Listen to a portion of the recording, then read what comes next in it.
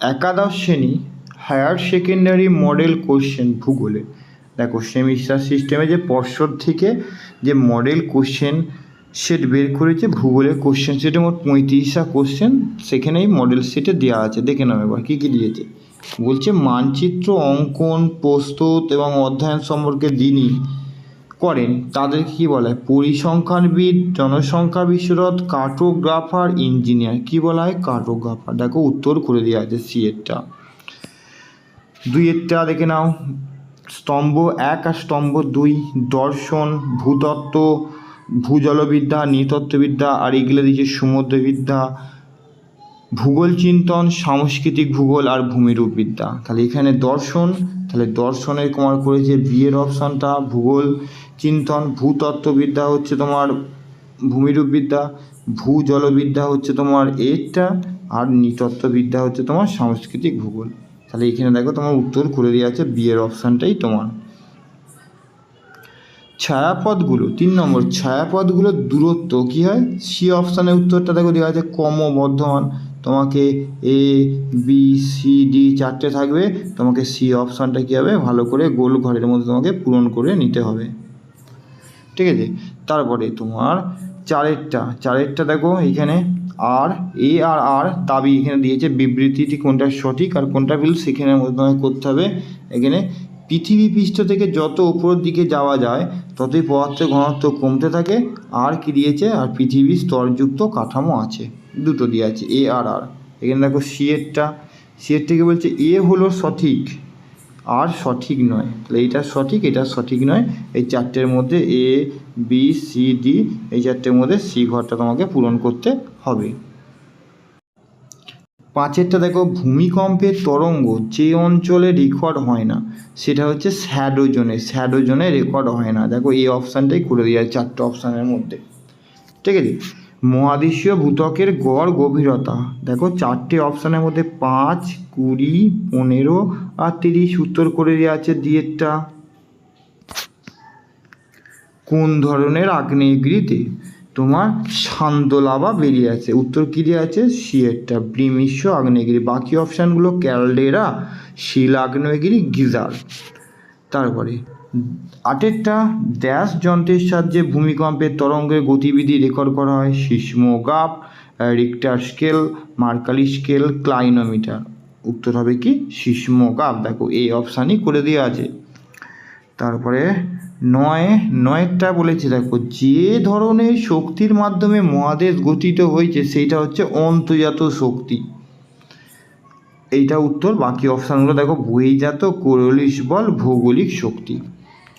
নিম্নলিখিত কোনটা সুনামির জন্য দায়ী নয়? সুনামির জন্য সামুদ্রিক ভূকম্প দায়ী, অগ্নুৎপাত দায়ী, মহিষোপান বরাবর ভূমিধস দায়ী নয়। শেষ অপশানটা ডি। দেখো ডি অপশানে উত্তর করে দেওয়া আছে।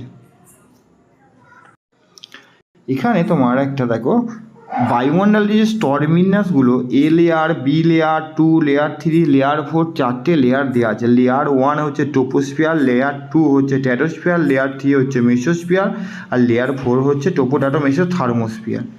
তাহলে এখানে বায়ুমণ্ডলে ওজোন গ্যাসের ঘনত্ব কোন স্তরে লক্ষ্য করা যায়? ওজোন গ্যাসের ঘনত্ব হচ্ছে লেয়ার 2-এ। দেখো লেয়ার 2 দেওয়া আছে বি অপশানে, বি অপশানটাই সঠিক উত্তর। বায়ুমণ্ডলের কোন যুগ্ম স্তরে উচ্চতা বাড়ার সাথে সাথে উষ্ণতা বৃদ্ধি পায়?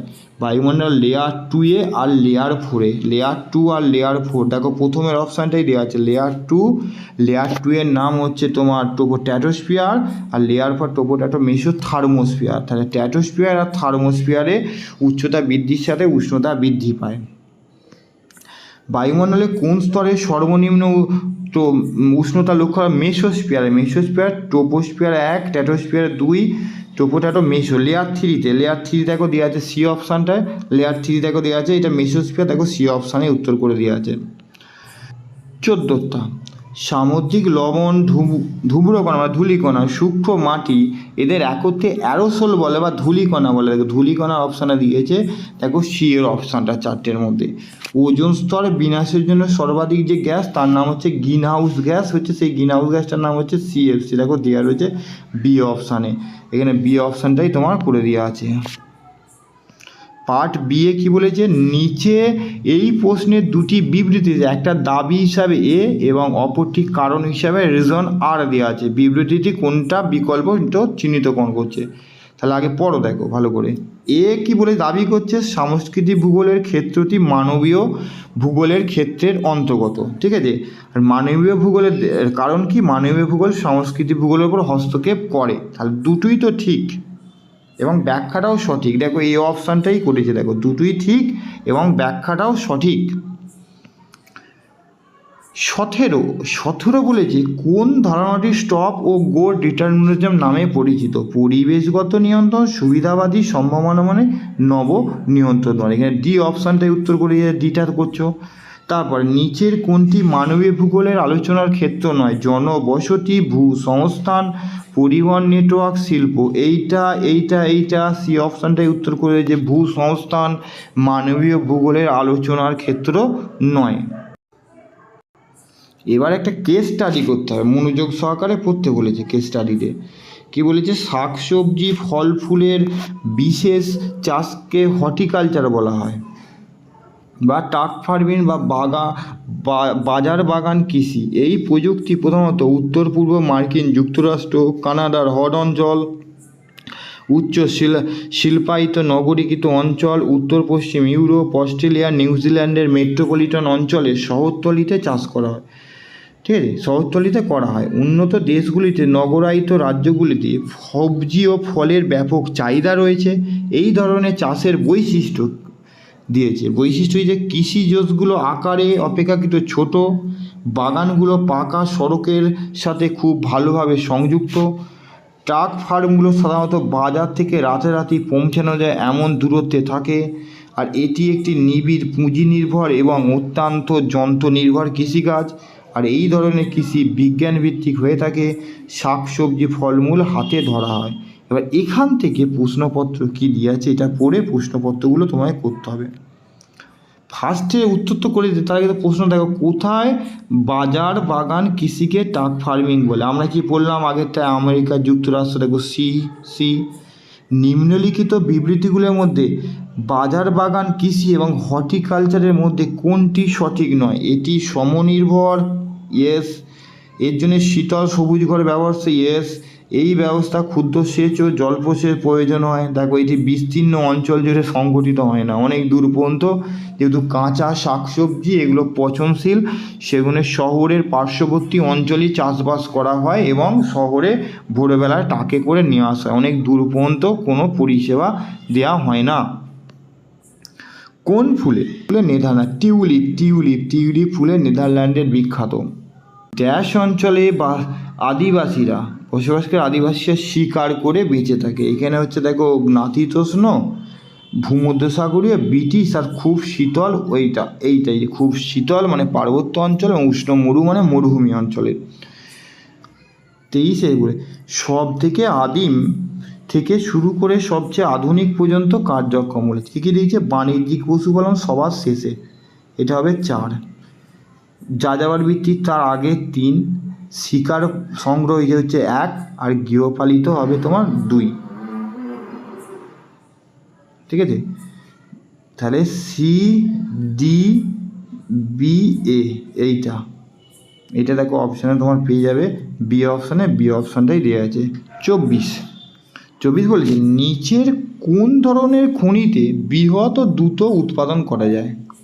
খাদার খনন, নদীভিত্তিক খনন, খোলা ঢালাই খনন, সরু গর্ত করে খনন। এখানে হচ্ছে খোলা ঢালাই খনন।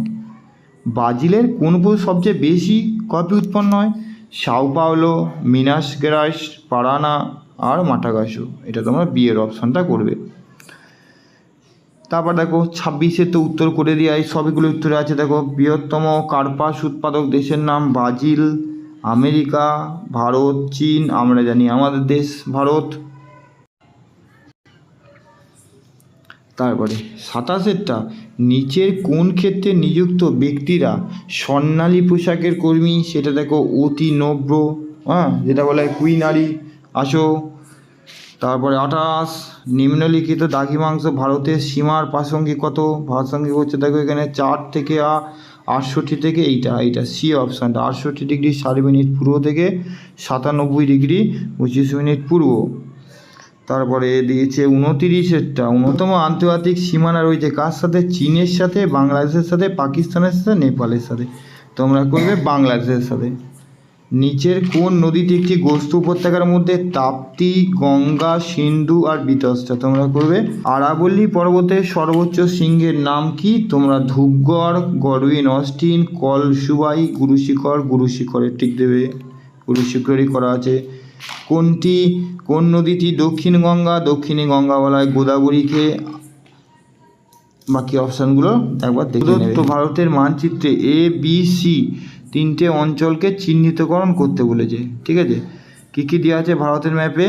প্রদত্ত মানচিত্রে হলো একটি গুরুত্বপূর্ণ ভূতাত্ত্বিক বৈশিষ্ট্য। এটা ঠিক আছে। এটা কি পর্বত দিয়েছে? এটা দিয়েছে নীলগিরি পর্বত, পশ্চিমঘাট পর্বত, রাজমহল পাহাড়, সাতপুরা।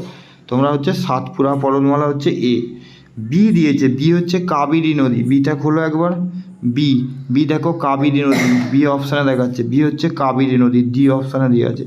আর সি হচ্ছে উপকূল, সি হচ্ছে এটা তোমার দেখো মালাবার উপকূল, করমণ্ডল উপকূল, গুজরাট উপকূল, কঙ্কন উপকূল, হচ্ছে মালাবার উপকূল। এ অপশানেই করা রয়েছে, ABC 3টে অপশানের মধ্যে এ অপশানটা